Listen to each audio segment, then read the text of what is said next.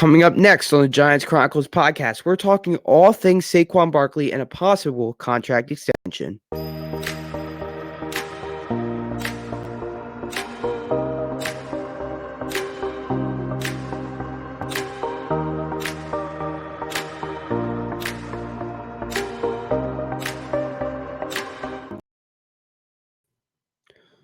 Welcome to Giants Chronicles podcast, episode 2, and today we are talking all things Saquon Barkley's 2022 season.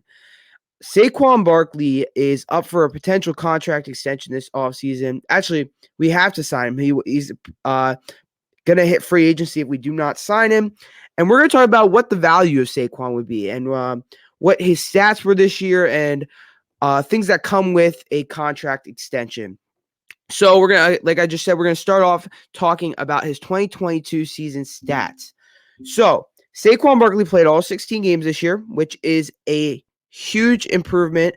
As past couple of years, he hasn't played all 16 games. He's been banged up. We really haven't seen the same Saquon recently until this year. And it was kind of refreshing to see that the old Saquon Barkley is kind of back. But we're going to talk to you about why Saquon Barkley might be on the downswing. Because, of course, that comes into play when you're talking about a contract extension for a player. So Saquon Barkley had 295 rushing attempts this season. That is a career high for Saquon Barkley. He rushed for 1,312 yards this year. He had 10 touchdowns, and he had 62 first downs. His longest run of the year was 68 yards. That is not a career high. His longest run of the year was actually 68 yards in 2019, and it was his longest run in all of his career was 78 yards his rookie season, which obviously makes sense because as the years go on, your value, your physical, your body wears down. So we're going to talk about that, which comes with a running back in the position where Saquon is. So Saquon also was used a little in the receiving game, not as much as we expected. We expected Brian Dable coming from Buffalo. He did use his running backs in the receiving game a lot, and we just didn't see that this year. Whether it was they didn't trust him, he did look like when he caught the ball, it kind of looked like he was like juggling it. He didn't really catch it very smoothly, so they may have had concerns about that. So he did have 57 receptions for 338 yards this year. He had a 75% catch rate. So that means he caught the ball 75% of the time. Not great. That's nowhere near where CMC is. And we'll get into why that's important in a couple minutes. But now we're going to talk Saquon Barkley contract. So Saquon Barkley, he said at the end of the year that, look, I'm not looking to reset the market. I'm not looking to, get that much money. I understand I have an injury history and basically continuing on to why he knows he's not going to reset the market. So that gave us Giants fans a lot of hope that, okay, Saquon Barkley is not going to want that CMC money, which was the original fear with him. However, unfortunately, the reports seem to say otherwise. Apparently, Saquon Barkley's agent and Joe Shane and the Giants are off completely on number-wise. They just haven't. They aren't close number-wise. And it was also reported that during the bye week, they offered him a $12 million per year average, $12.5 million per year average, around that, a contract extension. He declined it. So that makes you wonder, what is Saquon looking for? And the only other place you can put, there's basically, when it comes to running back contracts, there's the CMC tier, which is like $16 million. And then there's like the Nick Chubb, Derrick Henry kind of tier in the 12 million range. And that's what makes the most sense for Saquon Barkley as a running back of the New York Football Giants and for the New York Football Giants. But apparently it seems as if that doesn't make sense to Saquon's agent. It seems as if Saquon's agent is looking for a big, massive deal. Now, it makes sense. This is probably going to be Saquon's only big contract. He's played on a rookie contract for the past 5 years because we picked up his 5th-year option, and he's going to want that big money deal. Every running back wants that big contract, at least one of them. A running back shelf life isn't the longest shelf life. So you've gotta check in. You gotta pay the bank while you can. You gotta get the bank while you can. And so this is gonna be Saquon's chance to get the bank. And so it makes sense that Saquon's agent's asking for this, but then you say, all right, what does Saquon provide for us that a Nick Chubb doesn't provide for Cleveland? The answer is not really anything. I mean, they're very comparable players. They were drafted the same year. I believe Nick Chubb is making around $12.5 million, and Nick Chubb does just about everything Saquon does. So the only reasonable thing I can find that maybe is where Saquon's agent's coming from is if you go to MetLife Stadium or you go to like training camp, the jersey you see the most is Saquon Barkley. Saquon Barkley is a fan favorite. He's my favorite Giant. I mean, I have his jersey autographed. He's a fan favorite, and maybe that comes into play with agents. I don't know a lot about negotiations, but I do know that agents try to find things that can get their players paid more. And that could certainly be one of them. They could say, look, you drafted this guy number 2 overall. All right.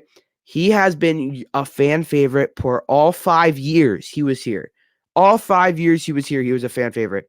He won Rookie of the Year his first year. And then, of course, the agent's not going to sit there and bring up like his injury history, but that's what Joe Shane's going to come in. Joe Shane's going to be like, listen, we love Saquon. We want Saquon back here. He's already said we would love to have Saquon back here, but the money has to align. Joe Shane is not going to stretch. Like, if Dave Gettleman was here, Saquon would already be making $16 million a year, and I'm not even kidding. I mean, he would be. But no, this is Joe Shane. Joe Shane places a value on a player. He goes, all right, I'm looking at you. You're worth this amount of money. If that's what you'll take, great, we're having you back. If that's not what you'll take, we'll let you walk. Kind of like that. That's what Joe Shane does. And he negotiates a little, but once Joe Shane is in on a price, that is where he is on the price. Same with trades. Everyone was upset when Joe Shane didn't trade for a big wide receiver at the deadline. Well, the value wasn't there. I mean, for example, Jerry Jeudy out of Denver. Sorry, Danny, I'm calling you out here. My boy Danny, he wanted Jerry Jeudy out of Denver. Jerry Jeudy he's a decent player, but he just hasn't looked like the same recently.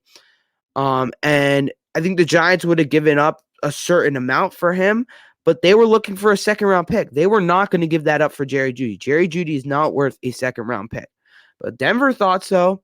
So it's just the value has to align for the Giants to re-sign Saquon Barkley. The other thing going against signing a running back is if you look at the teams that are in the Super Bowl this upcoming week, they have a running back room that kind of has all their components contributing. So for the Chiefs, you have Isaiah Pacheco, and you have oh my God, he's number 1. I can't remember his name at the moment, but the point is everyone in that running back room contributes every game. Where here it's kind of just Saquon is the star. I mean, not even Matt Breida got a lot of carries, which I didn't really like because I felt like we were working Saquon too much and was wearing him down more. But if you look, and same with the Eagles, they have Kenneth Gainwell, Miles Sanders, and Boston Scott. That's 3 running backs, and they all contribute to the running game. They're all solid running backs, and they're in the Super Bowl. There is no team in the Super Bowl this year that has that star running back. All right. And then we can go back to last year. All right. Joe Mixon. I believe Joe Mixon's getting paid in that $12 million tier. All right. So why? And then, of course, on the Rams, you have Cam Akers, who isn't getting paid that much. I think he's on a rookie deal still.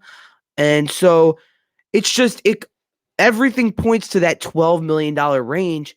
It's just a matter of who breaks first. It's going to be very interesting to see. This week is a crucial week. If the Giants are going to get that contract done, let me fix my hat. I don't like how the Giants logo is looking. If the Giants are going to get a contract done with Saquon Barkley, it is going to happen this week. Actually, it's likely to happen this week. If we get to next week and there's no deal, that's when us Giants fans should start getting concerned. That's when we should start facing the reality that, hey, maybe Saquon won't be back here next year. So, Yeah, to me, the value just has to align. I'm not paying Saquon Barkley, who has had an injury-filled career. I'm not paying him $16 million per year. I'm just not. See, maybe CMC didn't have the same amount of rushing yards, but CMC is a threat in the passing game. CMC lines up in the Wildcat. CMC does so much more all around CMC's game than Saquon does. I love Saquon. Saquon is most definitely a top 5 back in the league. But guess who else is a top 5 back in the league? Nick Chubb and Derrick Henry. And how much are Derrick Henry and Nick Chubb getting paid? $12 million per year. All right. That is the sweet spot for a running back contract. If you have a star running back like Saquon Barkley, Nick Chubb, Derrick Henry, the list goes on, of a top 5 back, $12 million is that sweet spot. That is where you start with your negotiations. That's where you put your number. Now, to me, maybe will Joe Schoen go higher than that? Maybe he will. I don't think he'll go much higher. I think he'll cut it off at maybe max, he'll go 13.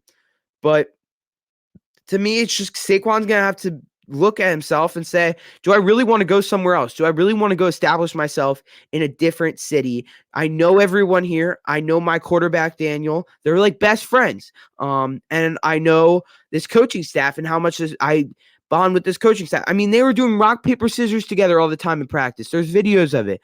I mean, this coaching staff clearly likes Saquon Barkley. So it'll be interesting to see how it plays out. But me personally, I'm going 4 years, 12.5 per year. So then you're looking around 12, 24. You look around a $50 million contract. Around $58 million. So $50 million. So that's what I would do. I would not go the 5th year. Maybe you put a 5th year option on the contract. But the other thing Joe Schoen will do is he will structure the cap hit so it's not that full 12.5 million. He'll put in bonuses, stuff like that really don't go against the cap. And that's part of Joe Schoen's arsenal. That's kind of what he does. He structures contracts so they're not really damaging to the cap. So, yeah, it'll definitely be interesting to see how this plays out, but this is a crucial week to the Saquon Barkley negotiations. Joe Schoen talked about it at the Senior Bowl this past week. He said they're talking to Saquon's representatives. The interesting thing, I noticed this, we're going to have a different episode breaking down Daniel's year, but Joe Schoen did say at the Senior Bowl that they haven't started negotiations with Daniel Jones. And I think that's because they want to get Saquon done first.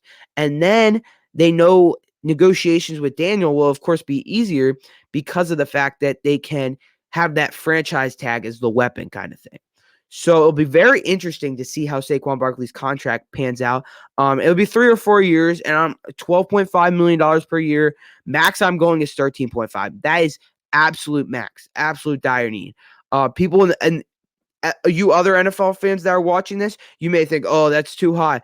It might be a little high, but again, you're keeping a player who is great in the locker room. He's been a captain, and he's been an amazing leader. You have Xavier McKinney going on podcasts and saying we need to have Saquon Barkley here. He is a leader. He is someone the guys listen to, and that is just as valuable as his playing. So it'll be maybe not just as valuable, but it's valuable.